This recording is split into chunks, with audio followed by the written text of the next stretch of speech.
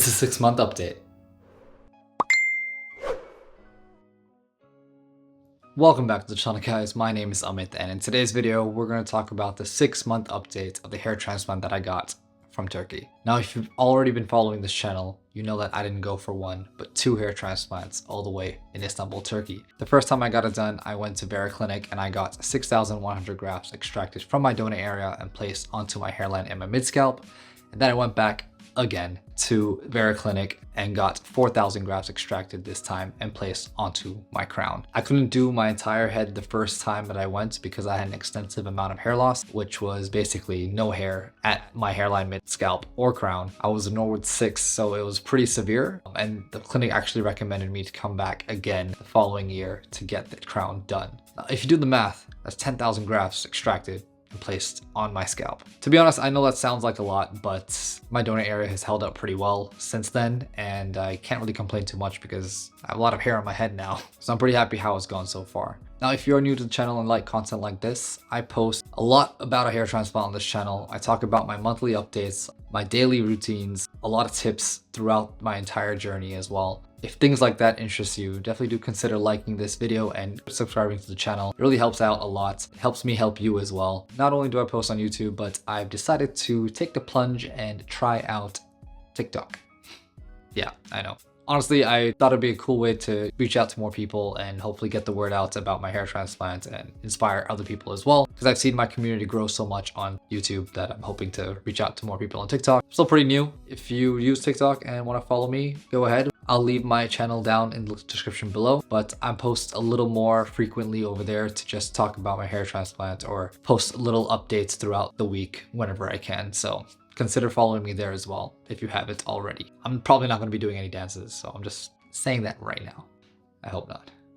Also, if you are considering getting a hair transplant or have already gotten one and want to have someone to talk about it, I'm your guy to have that conversation with. I do have a one-on-one hair consultation service. I help you try to figure out whether you need a hair transplant or if you're considering wanting to get one, or even if you've already gotten one, you just want to talk about what you went through and any advice that you need. Because I've gone again for 2 hair transplants, so I have a lot of knowledge in the field right now, and I think I'm the best person to help you if you ever need any assistance at all. Of course, there is a service fee to it, but what I offer is unlimited follow-ups. I'm basically offering to be your friend and help you throughout your journey as well. I also provide a full list of items that I use along with a couple other things that I don't really talk about on the channel. So consider booking some time with me if you haven't already, and yeah, hopefully we can have that conversation.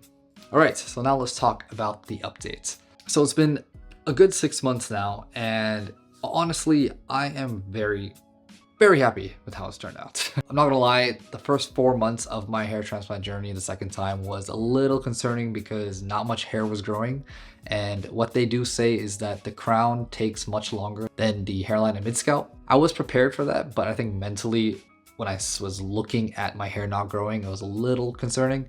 As time went on, the 5th month hit and I started to see more hair grow out. And then finally on the 6th month, my hair just keeps growing. Every day I look at the back of my head now, I just see that the length is getting longer and longer. It's getting a little more thicker and thicker.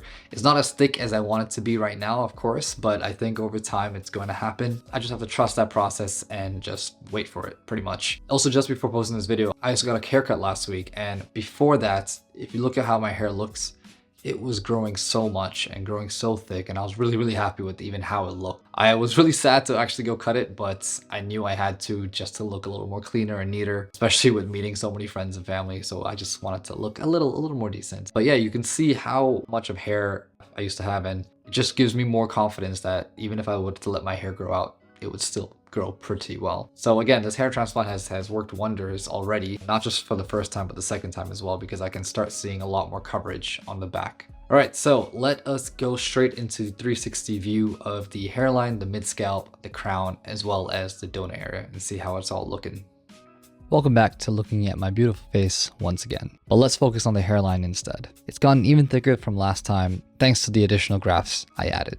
I think my donor areas are fine, just that it does feel like it's slightly less sometimes after a haircut, but overall it still looks okay. The back of the donut area has never really been a concern for me, but let's look at the main event. The crown is practically full at this point. It's amazing how far it's come in just 6 months. Lastly, the donut area on the other side is also looking fine, but noticeably a little bit more thicker than the other side. All right, now let's take a little closer look at the hairline, the mid-scalp, as well as the crown. As mentioned earlier, the 200 grafts that I added at the front of my second session seems to have really added a good density to the hairline. The 600 grafts that I added in the mid-scalp has fully thickened up. I rarely see any empty spots on there compared to last time. And finally, the crown coverage looks magnificent. It's about 75% covered at this point. Although the hair looks thin, it will only be a matter of time before it grows out even more. Lastly, I wanted to comment how well the clinic did when placing the grafts. You can see the proper twirl motion the crown is supposed to have with this result. And now we move on to the monthly progress of the top-down view of my hair from the first month up until the 6th month. Month 1 is where it all began. The scabs had been washed off at this point, and it wasn't looking pretty. Month 2 is where the shedding phase had begun, and had looked even worse. Month 3 was where the ugly duckling phase happens. I basically wore hats all the time.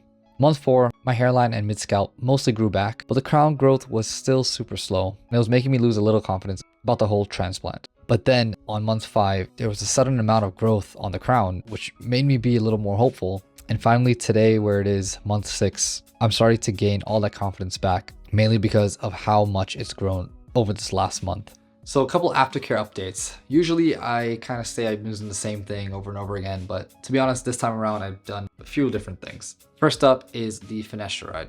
So initially I used to be taking 1.25 milligrams a day, but last month I actually stopped taking Finasteride. Not because I didn't want it to, but because I've just moved to the UK and trying to get a prescription for Finasteride is a little harder than I thought it would be. In Canada, back in the day, it was pretty easy. See a doctor, they give it to you, go pick it up from the pharmacy and you're done. Here it was a little more difficult to get a hold of a doctor. I'm sure anyone from the UK could probably comment that as well, that how annoying it is to just get an appointment anywhere.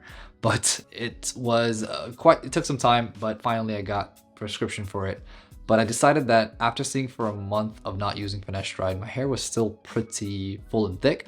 I decided to maybe lower down the dosage to 0.5 milligrams instead. So I'm taking 0.5 milligrams a day now, just to kind of see the progress of whether it makes a huge difference compared to when I used to take 1.25 milligrams. I'm going to be tracking that progress over time, probably going to do it for about 6 to 10 months as well. Subscribe if you want to see that progress as well. I'll probably document it and let you guys know if there has been any changes from taking a different dosage of Finasteride.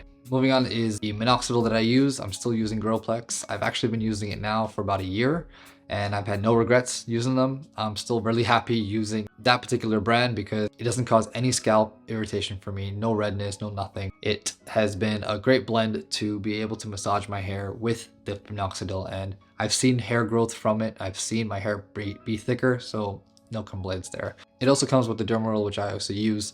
It's a great product and I would highly recommend it. I do have a referral code of it in the description below. Definitely pick it up if you want a discount on the product as well. It's not that bad. I've been using it. I'm really happy with it. Hopefully you do too.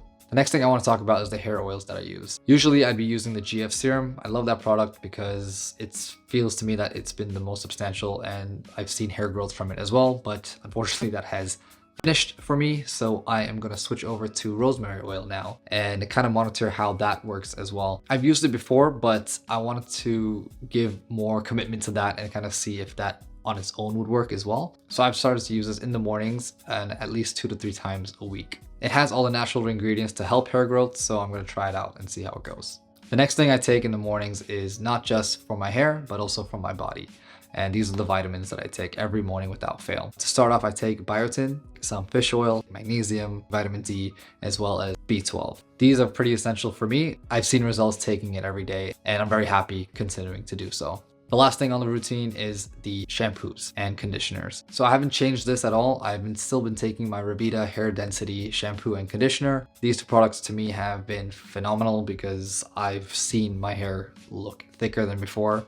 It's supposed to promote your hair to look thicker, and I think this does the job for me. And I can't complain that my hair looks thicker, doesn't it?